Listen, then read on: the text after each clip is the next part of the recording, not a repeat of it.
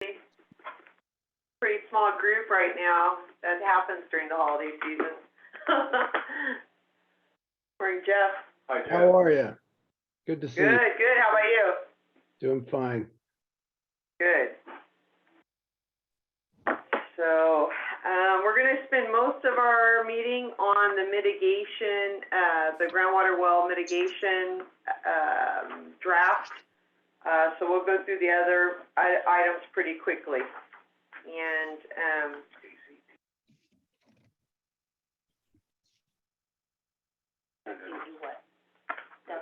Something for this week. that one right there. Yep. So we'll go ahead and get started. All right. Well, good morning, everyone. For anyone who doesn't know me, I'm Amir Hussein. I am with Geosyntec Consultants, and we are the hydro consultants for the Tri-County Authority, Water Authority. So let me go through all of these questions and items here fairly quickly, all of these items. The Sigma update. So we are still waiting for DWR to complete their GSP review for the updated GSPs. In the meantime, we are working on the round 2 grant for both subbasins, Tulare Lake as well as Tule, and I'll go into that in a little bit more detail later on. On the Tule subbasin, as far as Tri-County is concerned, we are going to be starting the design of the water storage and recharge facilities near the Allensworth community here, and that, of course, will be full engineering design drawings and CEQA documentation. So the board's actually meeting tomorrow, and it's on their agenda to approve that task. On the Tulare Lake side, we are meeting with the GSA managers on Friday of this week. In there, the projects that were funded by the grant are moving forward, and in fact, I know this is much to the chagrin of Carlo, the sediment removal project in Pool 1 of the Kings River is actually probably halfway done. Now I just had a call with the folks at Wood Brothers, and they're making some pretty good progress. The other projects are still in design phase for Tulare Lake, and they're moving forward on that. The update to the regional model has started and is underway. And in fact, if you overheard us talking about some data transmittals and data transfers, that's what that was referring to. And then the other thing that I think is going to have a direct impact on this committee somewhat is that we are going to start a native yield study for Tulare Lake. So this is only on the Tulare Lake side. As you all know, we have allocations already on the Tule side for Tri-County, and such. We need to start to develop values for the Tulare Lake side, and that's going to be basin-wide. It is so we're getting authorization to start that. So there's going to be some public outreach that's going to happen. There's going to be a lot of opportunities for landowners to have some input into the process. It is going to be a multi-month process. I think the schedule right now calls for us to start in January and be complete in September or so of next year. So there are portions of that that we'll probably be bringing back to this group, specific items where we're looking for input from all of our stakeholders as well. So just for clarity, for those of you who may have property in the Tulare Lake subbasin and haven't been through this exercise in the Tule or elsewhere, really the native yield study is what ultimately leads to an allocation, if not just per GSA, it will likely trickle down to landowners. So the process is important, and it will likely be somewhat contentious at times. There's a lot of inputs that go into that. Who gets which losses, all types of different issues that we'll be working through. Interestingly enough, we worked through that in the planning portion and the draft of the plan in the Thule. So we were finished with that portion at the end of 2020. So Tulare Lake's a little bit behind from my perspective in the native yield study. And another thing that is important to recognize with that is that Tri-County's current allocation per acre of native yield is based on a estimation of what that is for Tulare Lake, and it was averaged with the Thule native yield. So that number for Tri-County's landowners could also change because after that study. So that is something that we will be working on and keep this group apprised of. Sorry, what was the timing on that? Jeff, we're going to be starting in January, and I believe we're showing the final report to be completed in September, but that timeline is going to be adjusted after the meeting tomorrow or Friday with the GSA managers for Tulare Lake. Okay. Thank you. Are you doing that study? Yeah, it's Bob Anderson who's going to be heading that up for us. You starting from scratch, or are you building off of other work that's been done? So there's been limited work done in Tulare Lake so far. I mean, we have the existing model, so we know what kind of numbers we're talking about. We know what kind of numbers that are input into the model. But a lot of the focus of this study is also going to be focused on some of the policy decisions that have to be made by the GSAs in deciding where and what bucket each drop of water is going to go into. So there's a fair amount of work that has to go. We're not excuse me. The model is it's still being prepared separately, the update to the model. So we're not looking to redo that. The idea here is for us to have input and come up with these policy decisions as a group and with stakeholder input. Did I answer your question, Jeff, or? Yeah, no, it's a tall order. It is a tall order. Just, not exact, but just by, sort of scale, what percentage of the Tulare Lake subbasin is irrigated versus, just unirrigated, rangeland? That's a darn good question. That is a good question. I should know this number off the top of my head because I just looked at the GSP the other day. Jeff, I would be guessing right now, but it's in the GSP for sure. Well, yeah, okay. I won't. My sense is there's quite a bit of unirrigated land in the Tulare Lake subbasin. Yes, that is a correct statement. Yes. Amir, you can probably answer Jeff by saying it varies with the water supply. It does. Right. So we do have land in Tulare Lake that is row crops, and it does come out of production. Yeah, I'm not talking about that. I'm talking about. I think I'm wondering about land that's never been irrigated, really. I think Tri-County alone has like 18,000 acres of fallowed land in Tulare Lake. So that number might be off, but it's something. Yeah, there's a fair amount. Jeff, your bottom line question is, how are we going to deal with the fallow land? How are we going to deal with land that's never been irrigated? And that certainly is the case in some of Tulare Lake. And those, again, I'm going to say that a lot of that is policy decisions, and that's why we're starting these two processes. Even though the model is being updated, we've got a lot of policy decisions that we've got to make as a group. And Deanna said that sometimes those can be some interesting conversations, right? And I don't expect. Some of you went through this recently within the Kauai subbasin, and there's some lessons learned. There's there on some of the outreach efforts and other things that we want to be able to utilize some of that. but there's a lot of policy decisions that just flat out have to be made, and how you handle fallow land is obviously going to be one of them. Well, Madeira is also an example of, an area. I mean, you have native yield. The question is who has access to that, right? I mean, Yeah.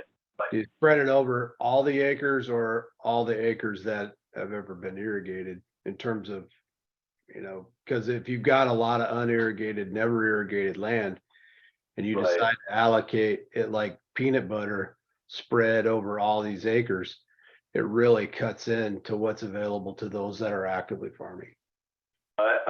I totally understand. Yeah, and I agree. I would encourage, that's why I said this group needs to have a lot of input on, for those of you that do have land in Tulare Lake, as we're going through some of those issues. There's a lot of policy decisions that have to be made. Okay, let me keep moving along. I was going to keep this portion short. I don't think I'm capable of doing that. Some of the board members will tell you that that's probably not the case. Anything on basin safe? The only basin safe information is that we are having a board meeting tomorrow with the public hearing for the third quarter invoicing. So there'll be an opportunity to hear from landowners on Q3 invoicing tomorrow at 1 p.m. And those invoices are out, and other than that, we have, I think, things in Basin Safe have been running very smoothly. There's always little glitches we're still working through, but it seems to be, I'm hopeful that the main revisions to Basin Safe are completed, so. All right, item D, we've been calling this the Lower Deer Creek Watershed Plan. We're going to update that to really talk about the Tule Trust and a lot of the things that the Tule Trust is involved in, including the watershed plan and including the watershed coordinator. But as some of you know, the trust is going to have a much bigger role in the multi-purpose land repurposing grant activities, and in fact is probably going to be the entity that takes over some of these projects and maintains them in the long run. So a lot more interaction with the trust and Tri-County in the future. Kathy is actually here in the office. I think you're on the screen, Kathy. Yeah. Yeah. Right here. And Kathy is going to try and set up a meeting with some of the trust folks and some of the NGOs that are associated with the trust to come in to our January 25th meeting, our next meeting, and have them kind of present a little bit more detail to you as to what their roles are going to be and how they envision the trust being involved in the type of interactions that we can have with Tri-County. Yeah, and just a really, really quick update. For most of you, I'm on the board of directors, the founding board for the trust, and just worked with one of the other board members. I'm also chair of the finance committee. So we just came together with our budget. So there's going to be a lot of opportunity to be working together. And also I see Gabe. Gabe, are you taking over the watershed coordinator? To my knowledge, that decision hasn't been made yet. Dan said that they're still working through some things, but I guess it's still TBD for now. Yeah, I'm meeting with Dan next week on some of the watershed coordinator. So yeah, we would like to, I think it's really important to get together with this group, and I think our new project director that is being funded through the MLRP, we've hired Susan Long. She's coming on board. I believe it may not be until February, but she's coming on board sometime in late January, early February. And I'd love to have her at that meeting, but I think there's going to be a lot of interaction with the trust and with Tri-County. All right. Just, Kathy, anything else you want to add to that, or do you want to jump into the multi-purpose land repurposing grant, kind of the next item on the agenda, anyways? Sure. I know. I can just very quickly. I mean, you've got your projects here too. And I'm gonna be speaking for the trust, we're the first ones to get our budget together. We have, almost $1.7 million that's gonna be coming through the trust, and a lot of that is in subcontracts. So we're gonna be subcontracting out some of the policies that you're talking about. So your involvement is critical in the development of all of this. How it's gonna unfold, we're still not sure. But, Sammy Arthur with Audubon, who's also on the board with me, we just went through this whole gyrations of getting this, budget. We've submitted it to Pixley Irrigation District, who is the holder of the contract. So their board is they have a board meeting tomorrow, and then we have a trust meeting next Tuesday. And we're meeting all afternoon. And so we're gonna be going through a lot of these opportunities. I understand with the outreach, we're gonna be leading the farmer outreach. It doesn't mean that we're going to be doing the farmer outreach. So it's very important that Tri-County and Pixley and, Eastern Tule, the 3 GSAs involved in this, are involved in the farmer outreach. Self-Help Enterprises, which works with disadvantaged communities, is in charge of the outreach to the DACs. I think there's some opportunities for us as Tri-County Advisory Committee to help inform that process and be part of that process. So, but I know you've had outreach here, and nothing is happening. We're really looking forward to having Susan on board, who is going to be a huge help to forming some of these activities that we're going to do on the trust. Kathy, what's her background again? She came from Self-Help, Okay. and she's from Visalia, and actually, no, excuse me, she's from Corcoran. Oh, interesting. She's from Corcoran, yeah. So, really a great background, and when we interviewed her online. I mean, she's a go-getter. I think she's gonna hit the ground running, and I think she understands the issues. Even though she's worked with self-help and small communities, she understands farming, she understands water, she understands the issues that we're facing in Sigma. So let me add a little bit to what Kathy said about the MLRP program, and specifically how this group is going to continue to be a big part of that, and continue to be provide a lot of input into that.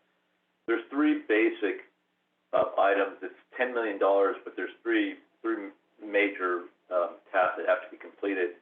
One is the preparation of a MLRP plan, the actual plan itself. So there's going to be what we're calling, very similar to what Thule did with this well mitigation. There's going to be a core plan, and then each of the 3 GSAs, which is the Pixley, Tri-County, and Eastern Tule, all 3 of those are going to write very specific plans for their GSAs, with the understanding that policy items and other information that's in the core plan will then be able to pull into our specific plan. So there's going to be some parallel paths.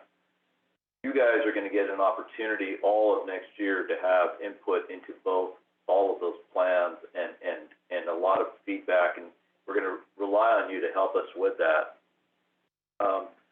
So the first half of the plan. The second one is there was a number of projects that were identified in the grant application, and those are going to get started. Some of them are in Lower Tule, some of them are here in Tri-County. And then the last portion is that new projects are going to be identified, and those are going to get implemented in design drawings and construction. So all the outreach and everything else that we've talked about needs to support that structure. You're going to hear about some other outreach to educational facilities and things of that nature, which is a little bit on the side, but that's fine. But on the plan itself, there's going to be an economic analysis included in that, and I think that's probably what many of you are going to be very interested in finding out and having input into that. I don't have a lot more detail than that because we're still trying to work through this. Kathy kind of alluded to this, but you know, one of the things that I've been trying to get this group to do is to prepare a schedule so we can lay everything out so you all know exactly when things are due and when public workshops and other things are going to be expected. It's certainly for the planning stages. It might be a little bit different for the projects. But you know, one of the things that I was going to talk about at the end is all of the things that this group needs to do over the next 12 months. And the MLRP is going to be absolutely on that list, and you're going to have a lot of input on that. And then, of course, we've already talked about the native yield study, and there's more. Okay, the round 2 grants that I talked about, we are going to, the Tule Subbasin is preparing, those are due on December 16th it is a competitive bid. At the last I heard, it was going to be roughly $230 million. Some of that was still at risk. I haven't confirmed with DWR if that at-risk money has actually come through. But both of our projects are going to be included. Tule is going to turn in a grant application up to roughly around the maximum amount of $20 million. I will be very honest with you. You know, Deanna and I have talked a million times about this. We think only a very small fraction of that is going to be funded because it's $230 million across the entire state. It includes not only the critical overdrafted basins, but it also includes the medium and high priority basins, so which did not get funding in round 1. So DWR has already told us that if our project scores equal to a project in a high priority basin, since they didn't get funding, they're going to get priority over us. That's the reality. So we expect to receive a very limited portion of that $20 million. Any number on our part, you know, is just speculation. But you know, don't expect to see 20 million. And if I'm wrong, I'll be the first one to be happy that I'm wrong. Trust me. The same, by the way, also applies to the Tulare Lake subbasin as well. But did we get a? Oh, he's got There the you go. numbers for you. Okay. Yeah, that's great. Thank you. That's very helpful. Oh, yeah. Thank you, Doug. Yeah, it's roughly, not quite, but it's half. And I was thinking 60%, but it's actually less than that. So good. I'm glad I didn't throw a number out there that was incorrect. Okay. Now let's get to the real reason that we're here today. Finally, the well mitigation. Yes, please. The working draft that we put together. This is our first cut. And this has really been our first cut, you know, through Geosyntec. So we are looking for your comments, your concerns, things that you think need to be added, things you think should be subtracted. Any and all comments that you have on this document are very much appreciated. I'm going to walk you quickly through this. We kind of we had an outline that we walked through last meeting, and then obviously you can see that we've put a little bit more information into this one. Again, this is focused on domestic and municipal wells. So we are not talking ag wells at this time, nor are we talking subsidence yet as well. Now, if there's subsidence impacting a well, that is included in this plan. So, a couple of key items. You know, the eligibility, of course, I think is probably one of the main areas that I would love to get more feedback from you all. We do, basically say that you have to have owned the property in the well after January of 2015. 2015, of course, was selected as to when Sigma started.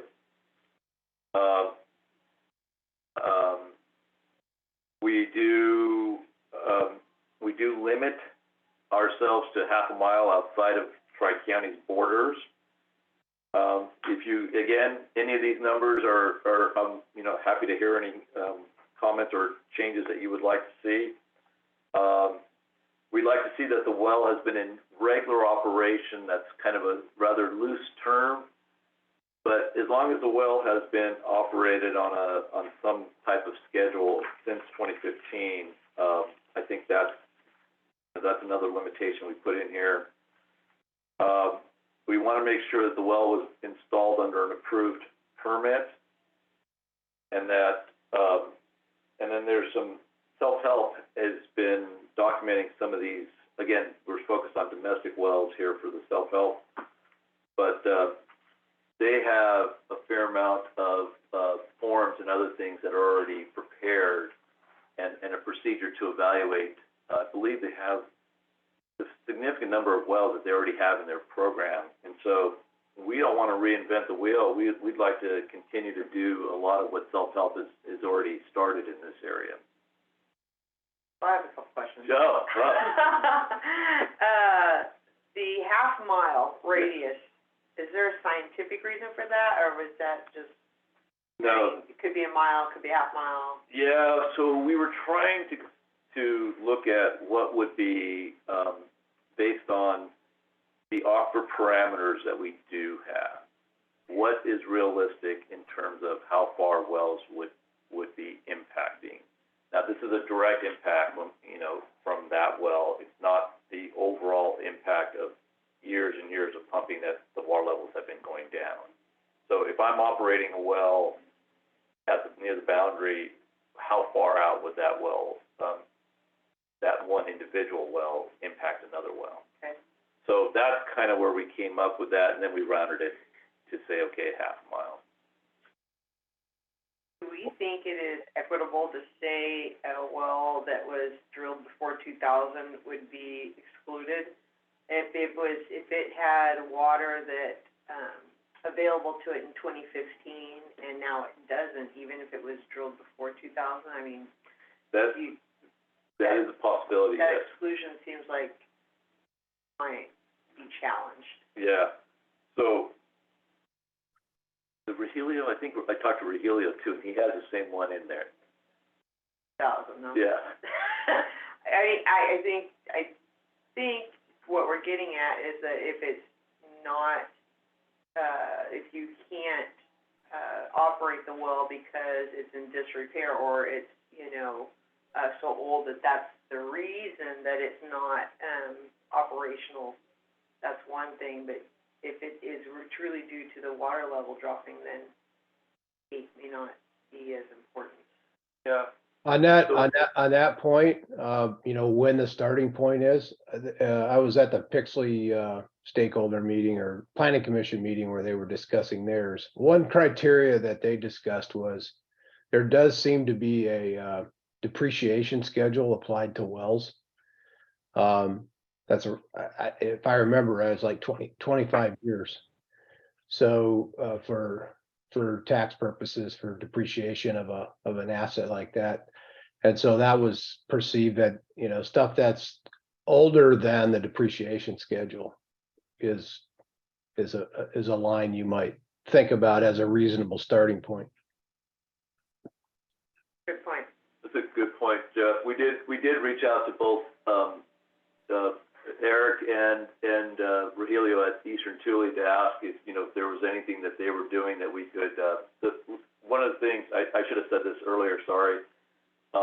We're trying to coordinate as much as we can with the other GSAs, because if you own property in multiple GSAs, it seems, frankly, it seems to me silly that you would have to live under different rules. So we're trying to coordinate with them, and it is still my intention to reach out to those two. I only got limited information back from them because they were still developing at the time, but I'd like to reach out back to them and try to see as much as we can to coordinate that.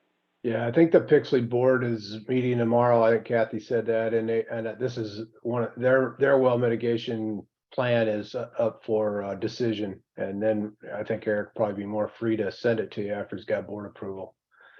Yeah. I do Yeah. think that, I guess I question the difference between the first bullet and the fourth bullet.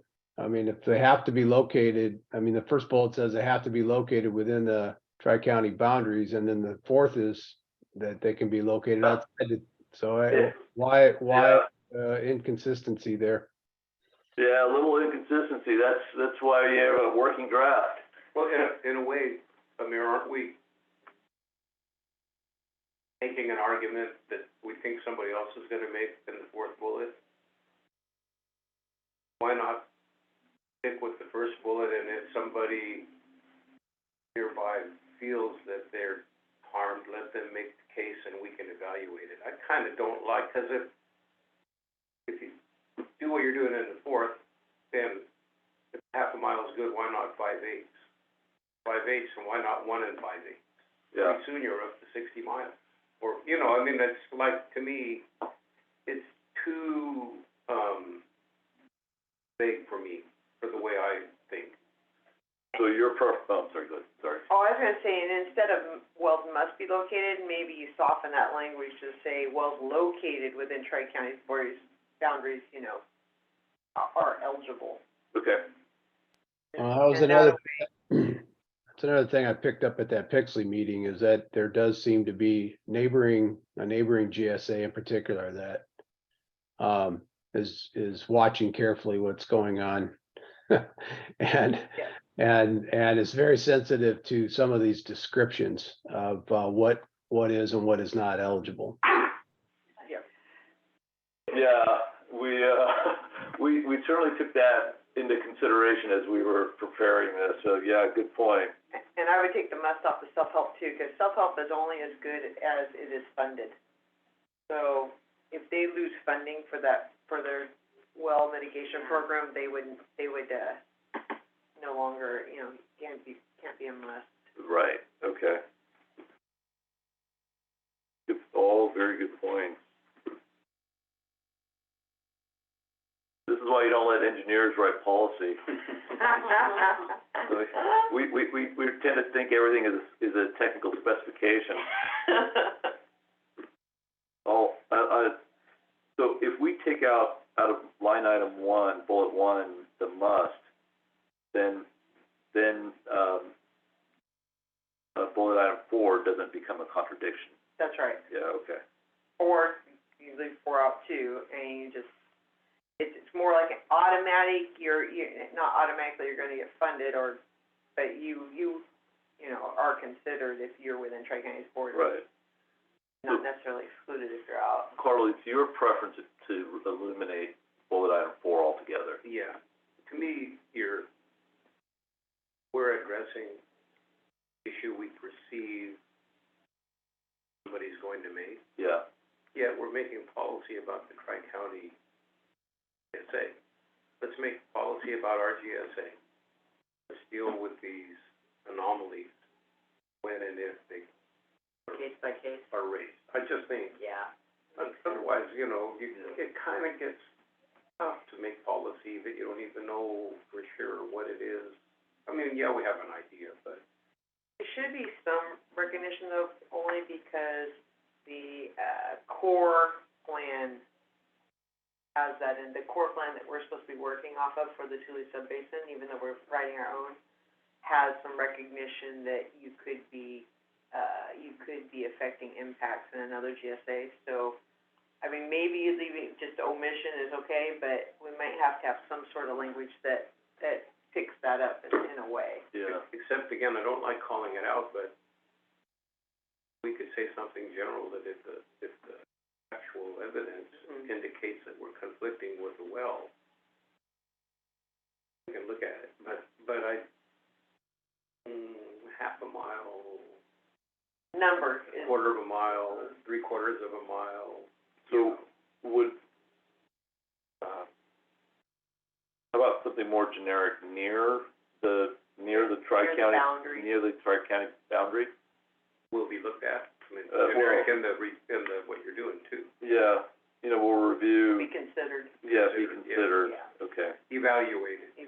Evaluate. Yeah, evaluate.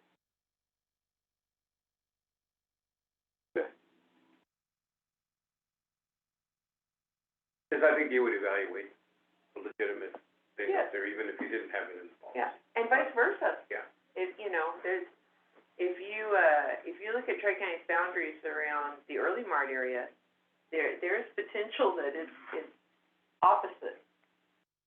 Not, Yeah. you know, there's probably more domestic wells outside of our boundaries than inside of our boundaries around that area. Yeah, okay. So one thing I'll reiterate, is that last time we talked, and this is from the board too, we didn't include any kind of, financial, limitation. You know, there's no income requirement for any domestic well owner that we would, assist or not assist. Yep, we kept that language out, and I'm assuming that that's still what we want to do.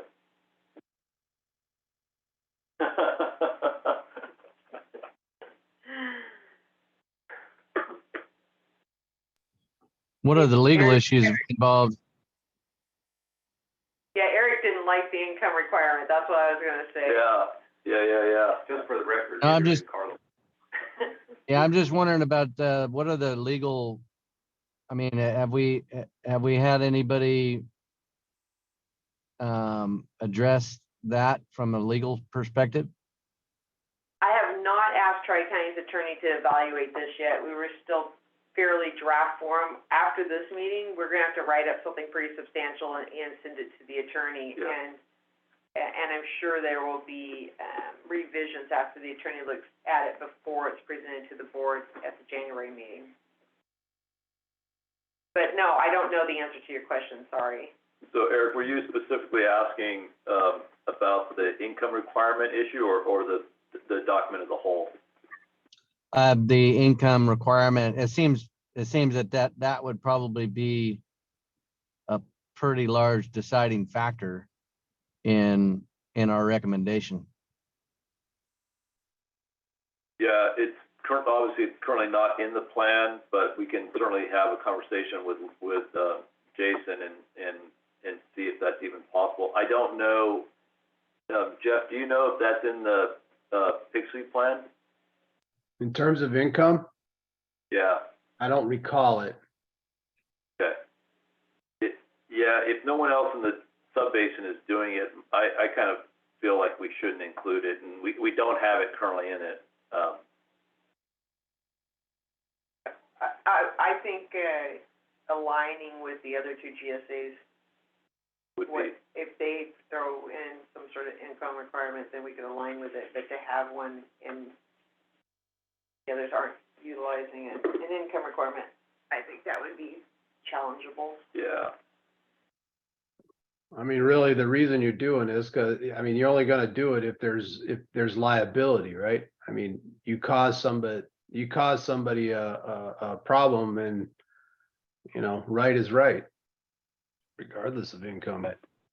But Jeff, Good isn't point. it right, even if the person has the means to pay for it himself? If you get in an auto wreck and somebody crashes your car, it doesn't matter what your income is if it was the other person's fault. I realize now that I think what I just said, I agree with you. I agree. Yeah, no, yeah. Sorry, I didn't mean to derail this because it's not in here, but Yeah. I just wanted to reiterate that it's not in here is what I was trying to say poorly, yeah. And I think that's, we should head in that direction unless we have a valid reason to change. Right, so don't, yeah.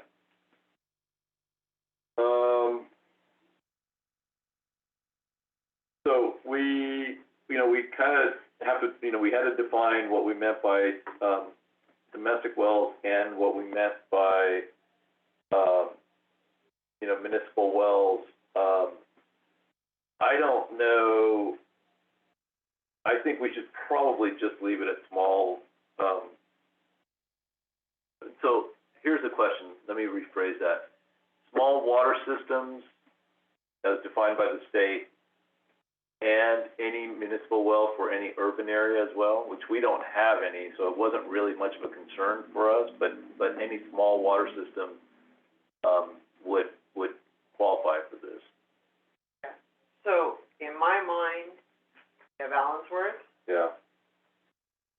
Alpha is in close proximity, which is a concern.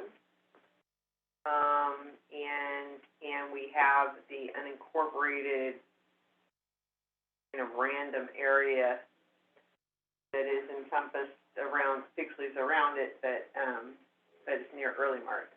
Right. Those are the three areas.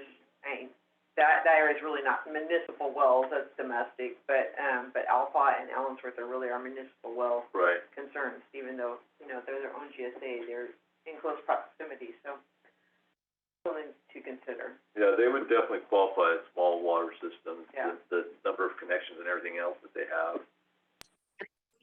So I think that, you know, that what I wrote there about serving at least two, but fewer than 15, I'm gonna cross that out, just remove that. Okay. And then we'll just use a small water system as defined by the state.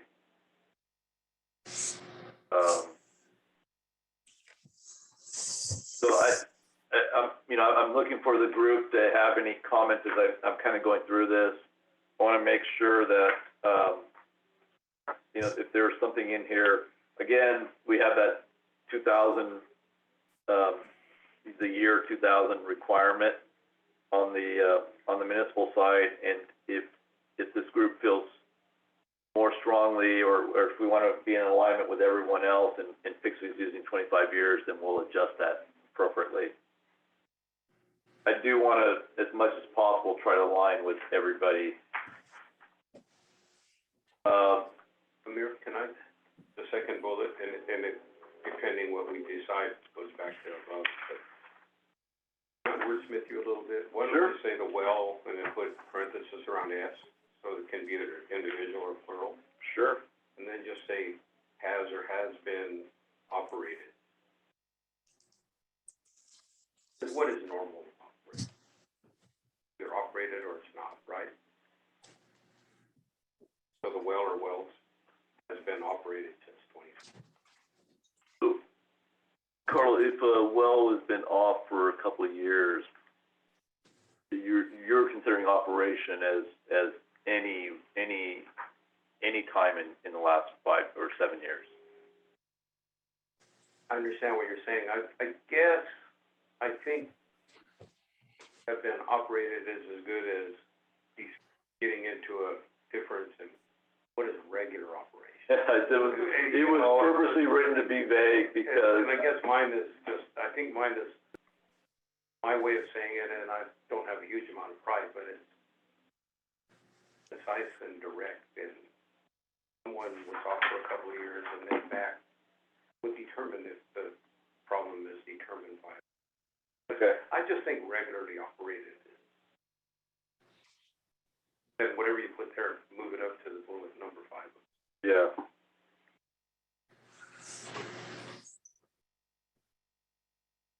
Any thoughts from anyone on the call on the discussion that Carl and I are having?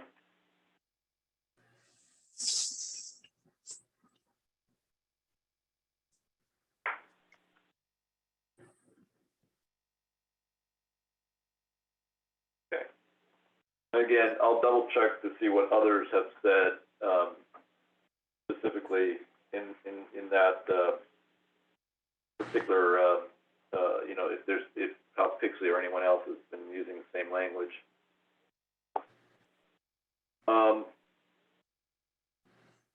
So then we go through the claims process on the next page here, and we talk a little bit about how that process is going to occur. We do reference some forms, which I apologize, I forgot to include. Those forms are done. I will have Stacy make those available to everybody. I apologize.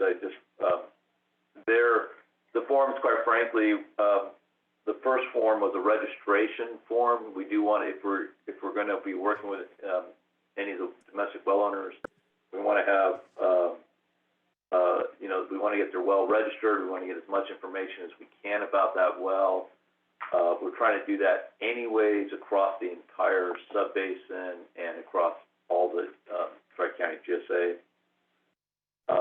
But this will ensure that we have the appropriate information on that well.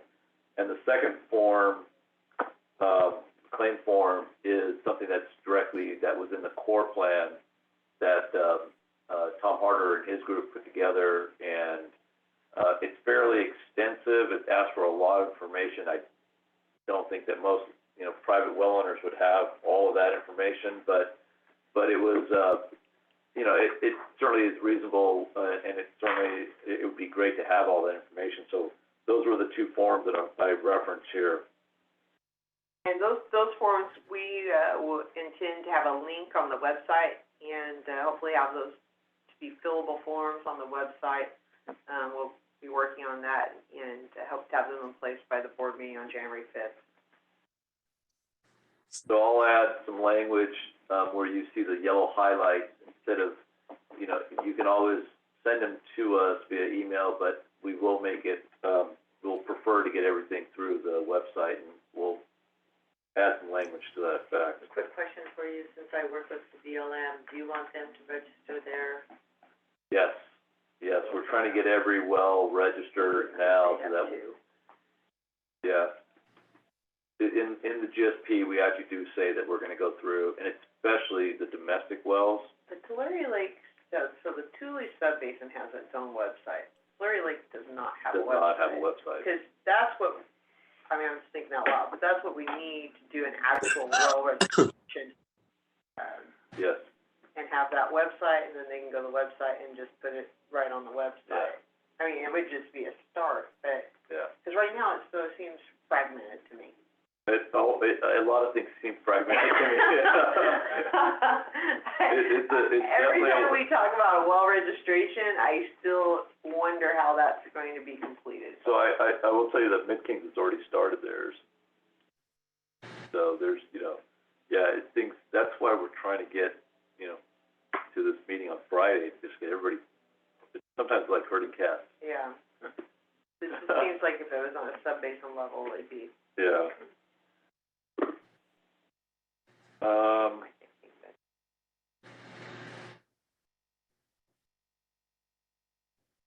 Yes, different Yeah, degrees of enthusiasm. That's definitely correct. different degrees of enthusiasm.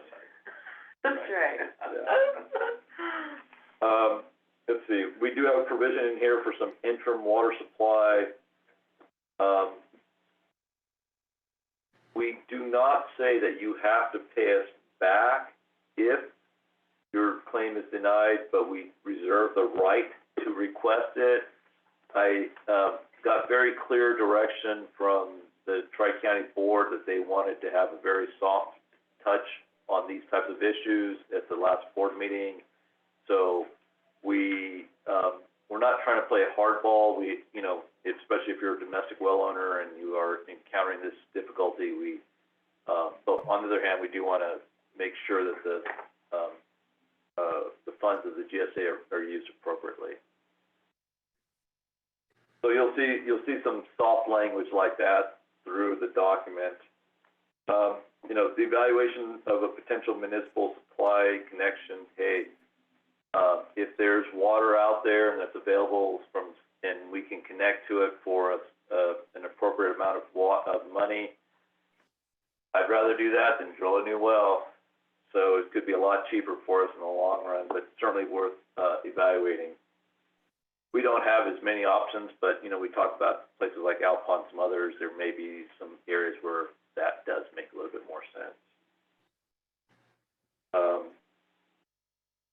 And then, of course, we get into the access for the well, and the well registration form, which is attachment A that you haven't seen yet, is got some language in there that going to have to get legal to approve, but it does allow us access to the well.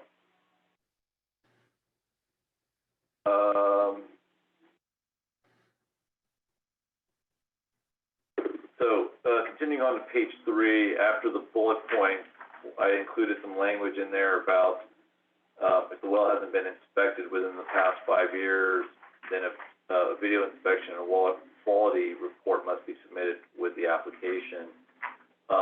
Again, that might not be, I'm looking at Carlo right now, that may not be in the softest touch there because, if your well's having, it's expensive, one, to pull the pump, and that video inspection, so that may be a step, that we want to incur if the GSA agrees to the claim. Or it may be a step that we have to have that conversation with the individual landowner, the individual well owner. The video inspection may show that it's not a water issue or a depth of water issue. It could be a well issue. Jeff, did Pixley's plan put the onus on the well owner or on themselves to do the investigation process? I'm assuming them, but on the GSA. Yeah, I think they had quite a list of things information they wanted from the well owner, but the actual investigation, I think their intent is to have their consultant evaluate it. Yeah, that makes sense. Yeah. Let me take that last paragraph out. and if you guys, I think the comment I made about reserve the right to request reimbursement or something to that effect covers any cost if we end up incurring some cost that turns out it has nothing to do with water levels. It seems like if you have a problem in the course of pulling your pump and evaluating it, this information will be part of the deal. It might be better if you did. Yeah. You know. The intent is if they have the information, we want to evaluate what they have. Right.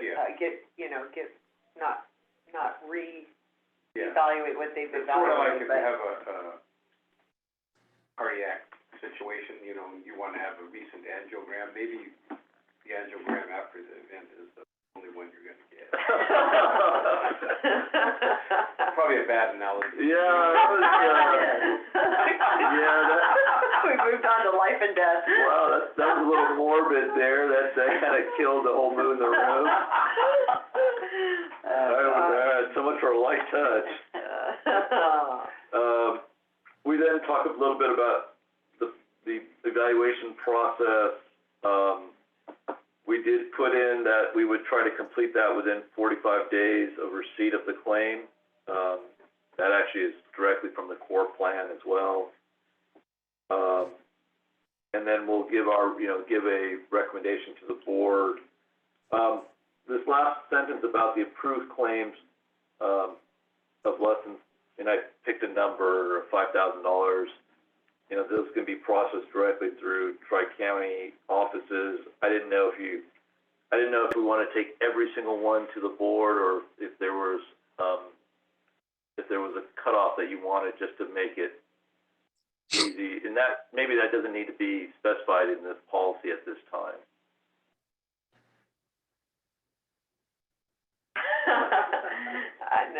Sorry, Carl, I keep looking at you because as a board member, I'm expecting you to speak for the entire board, without them having a chance to review this. We're going to need some legal language to releasing the GSA from any further claim once we've processed and Don't you think even for 5,000, order if it's a clear the board procedure? Okay. Let's not take that away. Okay.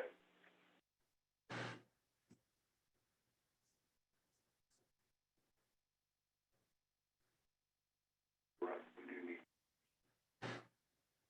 yeah, pay the damages. We should be. that's right. Yeah.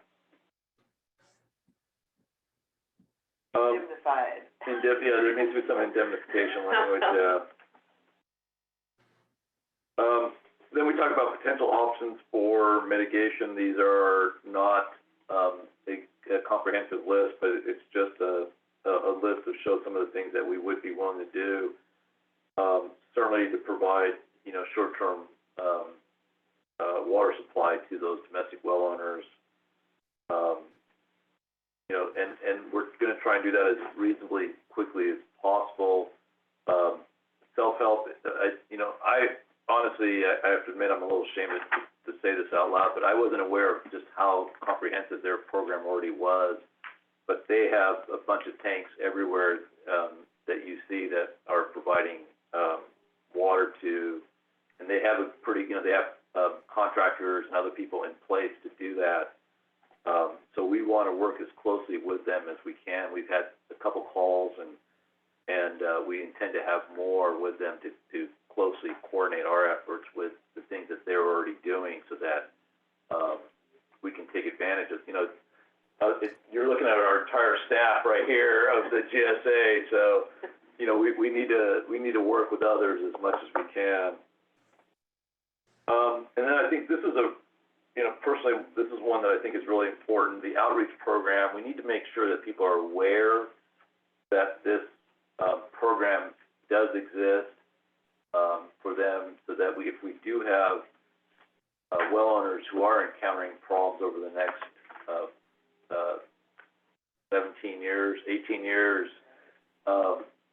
17 now, and in just a month here, they know where to turn to, because as you can imagine, people, a lot of well owners, they probably bought the house or the property with the well, and they don't do this for a living, contacting drillers and others, and so being able to assist them with that and making sure, and again, I specifically talked to Self-Help about their outreach program, and that is something that we do want to coordinate closely with them, because right now, a lot of what they're doing has been just word of mouth, that someone has seen one of their tanks on the site, and they'll ask that individual, and they'll get them in touch. But we'd like to be a little bit more robust and make sure that our landowners and GSA know. And plus, we can add it to a lot of other outreach that we'll be doing anyways.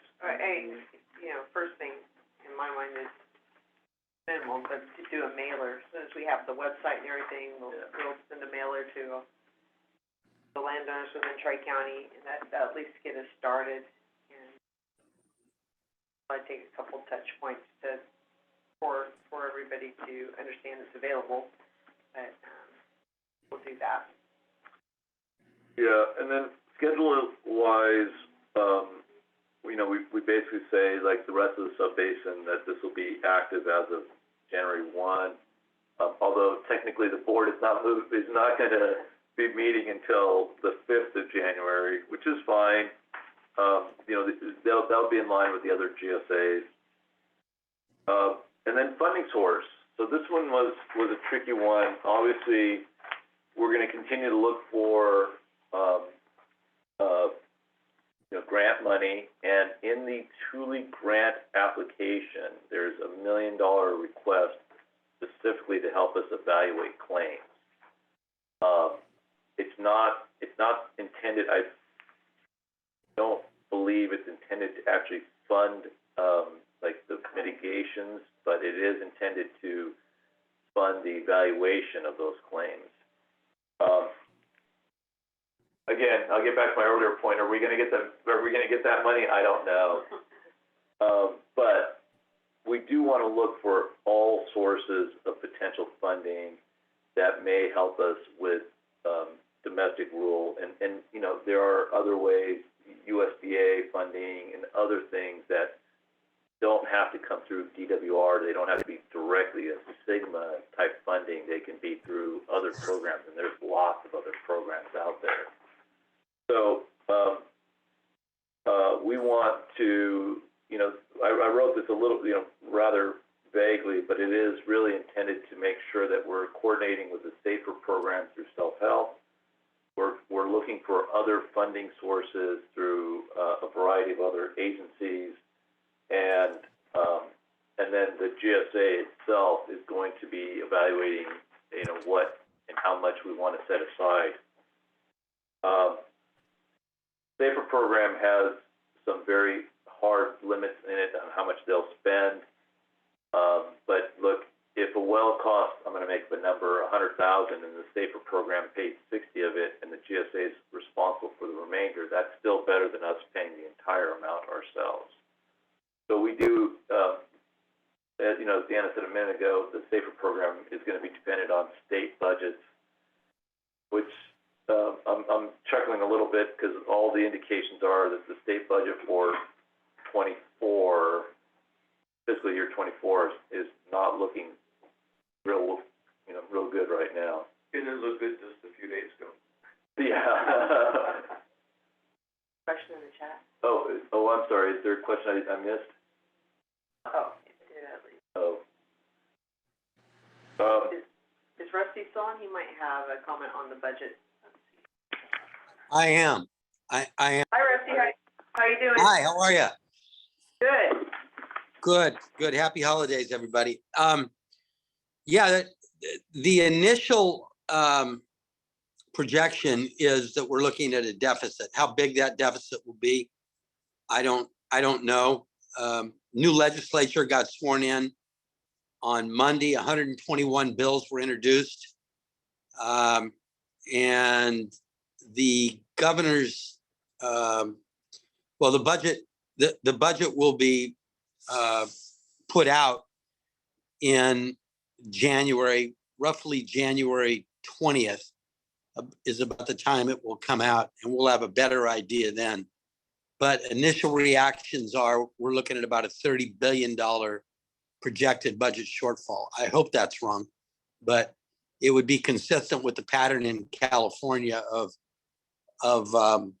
boom and bust. Rusty, and with the new legislators and with the governor, whatever you can do to persuade them to continue focus on water and infrastructure, and the Central Valley in particular, it's going to be appreciated, because I'm sure, as you know, new legislators come in, they generally don't have much of a clue about these things, and you've lost what little information you've been able to give to the old legislatures. So it's going to be important to try to get those touch points and to focus them on the situation that California is in, and that is dire when it comes to water, and what we're going to do in the future if we don't have some changes. Right. I couldn't agree more, and we will. There are 36 freshman legislators, new legislators, 36, 53 women. To give you an idea, I mean, it's all changed. I was there on election day, and it's just, it is so completely different, than my own legislative experience, many years ago now. But it's just a different world, and we have to adjust to it. I think Ag's got a great story to tell. I think there are willing ears to listen to it, but the old coalitions just don't exist anymore. At one time, agriculture could depend on one party. Then they shifted gears, and it was the moderates in one party and the regulars in the other. And now it's just a different coalition on every issue. And you've got to be, clever enough and have the relationships to be able to put that together to be successful in terms of the legislature. The governor continues to reach out and spend a lot of time in the Central Valley, probably more time than any governor that, in memory. I think he's a little frustrated when you look at the numbers in the elections. He didn't do all that well in the Central Valley. It was one of the few places that he got beat by his Republican opponent, who, never really had a chance. So he's a little frustrated. So hopefully we can continue to keep his attention on the Central Valley and get some things done. But Deanna, I couldn't agree with you more. It's just an ongoing education process. Yeah, and I have a recommendation. Go ahead. Sorry, I didn't raise my hand. I apologize, but I think that he'd be a candidate for president if he decided to build all those water infrastructure plans that everybody voted for all those years ago. If he would just do that, that would go a long ways to getting votes out of the Central Valley. I agree. Yep. And Rusty, also, you know, Jeff and I were on the water blueprint for the San Joaquin Valley, and we have been developing a handout, which is informational, that should be available soon, and we'll get those to you. That'd be We'll great. get those, and that way, you know, when the opportunity arises, you can get that out. Jeff, Right. Did you want to say something about that? You know, it's important to move quickly because you're never going to have a more receptive, more accessible group of legislators than they will be for the next 6 months. You know, after that, they fall into their patterns, they develop their relationships. You know, right now they're all new, they're fresh, they're excited about being there, and they're more accessible and willing to listen than they will ever be, in my experience. Rusty, do groups like our group, Water Blueprint for the San Joaquin Valley, do we, because I haven't done this, when new legislators come in, is there an opportunity to arrange a meet and greet with the new legislators where we come in as the board of the Water Blueprint and it's, Yes. and it's a group that's all together? Absolutely. Is that Absolutely. something that can be arranged through Cal Strategies? Yes, we can absolutely do that. I'll put some thought into that. Okay. All right, thank you, Rusty. Well, now I'm just kind of depressed. No, that wasn't depressing. That's, you know.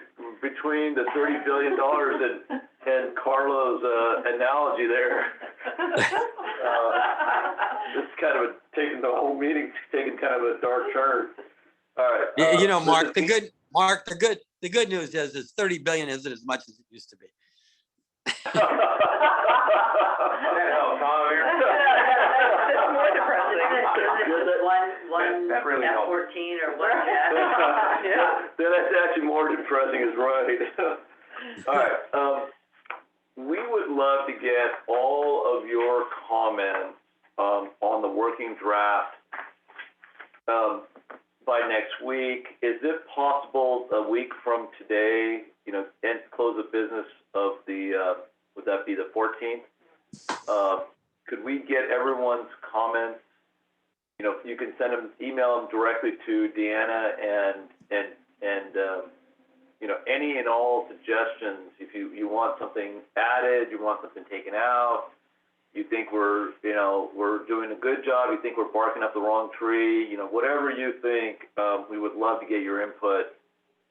If you have questions, please just reach out to Deanna, and we can set up a call with you and be happy to answer those questions in more detail. So a couple of things and then I'm gonna wrap this up and give everybody most of their, you know, we'll wrap this up early for a change. Give you part of your day back. I mentioned our plans for this group for next year. So one, we talked about the MLRP, the repurposing, the land repurposing plan. So that's going to be an ongoing topic. You're going to get draft documents to review. You're going to get input. You're going to, you'll know when the outreach is going to occur, workshops, those types of things, so that you'll have plenty of opportunity to have input into that.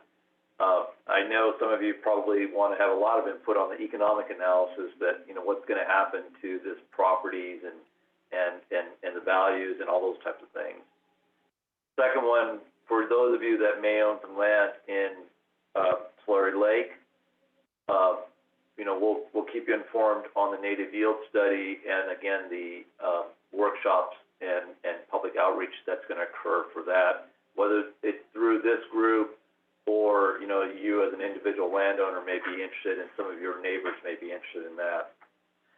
As Deanna said, if that value ends up different than the current value that we're using for our native yield in the allocation, that it's going to have an impact on everybody in the Tule subbasin. And then finally, the Tule subbasin is going to be expecting a another plan, a mitigation plan for subsidence of critical infrastructure. So we're gonna be going through this process that we went through for the domestic wells. We're gonna have to do that again for critical infrastructure and what the subsidence and how we're gonna mitigate for subsidence. You guys probably can't see Deanna's face, but yeah, that's gonna be. I thought that was a step too far. I don't think that was necessary, but the Tule Subbasin managers disagreed. So we're gonna have a subsidence mitigation program, and it's gonna be very interesting to see what we design for that. Right. Because that has the potential to literally break the GSA immediately. I mean, can you imagine if high-speed rail decides that, 10 years from now that we've done something to damage their rail system and files a claim? So I don't know what kind of parameters we're gonna put on a subsidence mitigation program, but we're gonna have to put some serious thought into what that would mean. So there is a. Well, may I make a suggestion on that? I'm sorry. Sure. The question I would be asking at this point is, at what point did they not know that there was a problem with subsidence in this area when they decided to put the rail in? Yeah, no, I agree. And honestly, Eric, in their environmental impact report, they said that subsidence would not affect them. It was not an issue for them. So their Well, that's report good. says it's not going to be an issue. Yes, it's Yeah. very good for us. Yes. I would use that. We do. We quote it in the GSP. We quote it word for word in the GSP and reference their own language back to them. So there is a core plan being put together by Tom Harder's group and Four Creeks. We are anxiously looking forward to reading that and then having, we want to expect to see a draft of that. And as soon as we have a draft, we'll make some comments, and then as the document becomes available for public release, we'll share it with this group. And that had a June deadline on it. If I'm correct. So we're supposed to have, we're supposed to include ag wells and the subsidence plan and have that on the table by June of 2023. So, 6 months from now. It seems to come awfully quick. Yeah. So lots of things going on over the next 12 months for this group. We're going to continue to reach out to some more folks, try to get more people active on these calls. If you feel that we should structure these differently, or if you feel that we're not addressing all of your concerns or topics that you think need to be included, please let us know so we can, we can adjust these meetings accordingly. So speaking of meetings, last thing, there's a special meeting of the Tri-County Board on this Thursday. Tomorrow. Oh, that's right, tomorrow. I was joking, I'm gonna have to be down here 3 times this week to Corcoran, and Deanna's gonna start charging me rent. There's a regularly scheduled board meeting for Tri-County on January 5th. And then the next advisory committee meeting is not till January 25th. So you get almost the better part of 2 months without having to listen to me go on about these topics. So that's our schedule for the next through January. Please get us your comments, suggestions, modifications, whatever you want to call them, by a week from today, Wednesday the 14th, and then we're going to put together the final draft and the final plan for the end of the month and have it to the board for their approval on the January 5th meeting. Yeah, and I just want to thank everybody on this call. Thank you for attending, and wish you very Merry Christmas and a Happy New Year, and God's blessing us with a little rain, and we'll hope for some more of that. Yeah. So maybe some good news on the horizon. Get a storm a week. A storm a week. That's perfect. See, Carl, that's uplifting message right there. All right. Thank you, everybody. Thank you, everybody. Take care. Thanks, everybody. Bye-bye. Thanks.